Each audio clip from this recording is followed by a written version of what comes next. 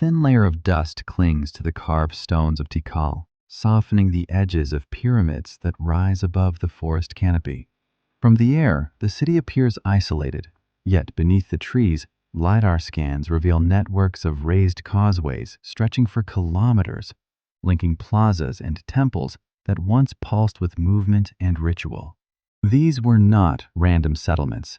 They were nodes in a system, connected by effort and observation, by labor coordinated over centuries.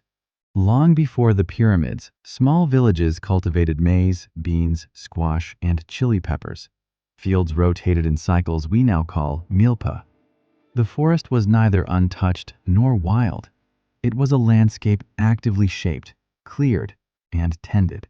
By 750 BCE, temples with painted stucco facades began to rise. The earliest cities emerged quietly, their growth marked by a careful accumulation of stones, layers of plaster, and human attention.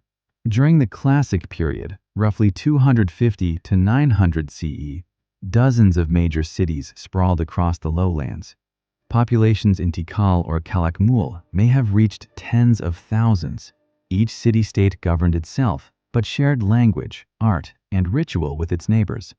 Archaeologists counting terraces, platforms, and courtyards now see more than 2,000 square kilometers of engineered landscape, a record of pre-Columbian planning that challenges assumptions of isolated jungle settlements. Water was managed with equal precision. In the Pook Hills, where rivers are absent, stone-lined chultuns captured rainfall, while reservoirs, canals, and check dams redistributed it across fields and plazas.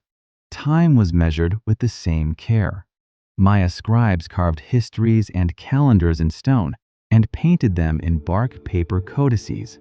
The Dresden Codex charts Venus and the Moon across decades, while other texts track Mars with precision that astonishes modern astronomers. Numbers were recorded in a base 20 system with 0 as a placeholder, allowing counts that stretched across centuries.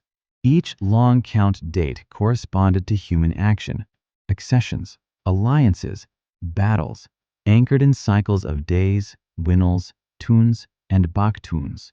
Cities themselves became instruments of observation.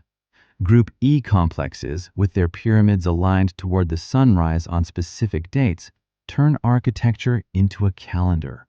Across the region, plazas and temples echo astronomical rhythms, orienting public and sacred life toward the movement of the sky. In these alignments, the Maya measured both time and consequence, linking the cosmos with the work of fields, the timing of rituals, and the pulse of urban life. Social structure was visible in subtle traces. Burials showed differentiation long before the first stelae recorded kings.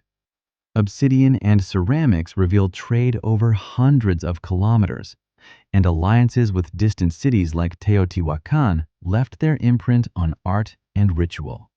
Daily life, sacred time, and labor were inseparable.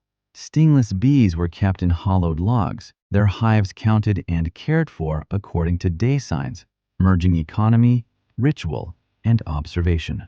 And then, cities fell quiet. Between 800 and 950 CE, the so-called Classic Collapse left monumental plazas abandoned. Speleothem and lake core records revealed droughts overlapping this period. Populations shifted, trade networks thinned, political systems reconfigured. Yet some northern cities endured. Chichen Itza and later Mayapan continued as centers of learning and ceremony, even as southern capitals emptied. After the Spanish conquest, Maya communities blended imposed religious forms with ancestral practices, reshaping sacred spaces while keeping memory alive. Today, millions of Maya speak their languages, farm the same crops, and maintain traditions that echo centuries of careful observation, calculation, and adaptation. What survives is not a single secret, but a record of patterns, labor, and attention. Traces that invite the mind to follow, if only quietly, and consider the work of people who measured the world in stone, sky, and time.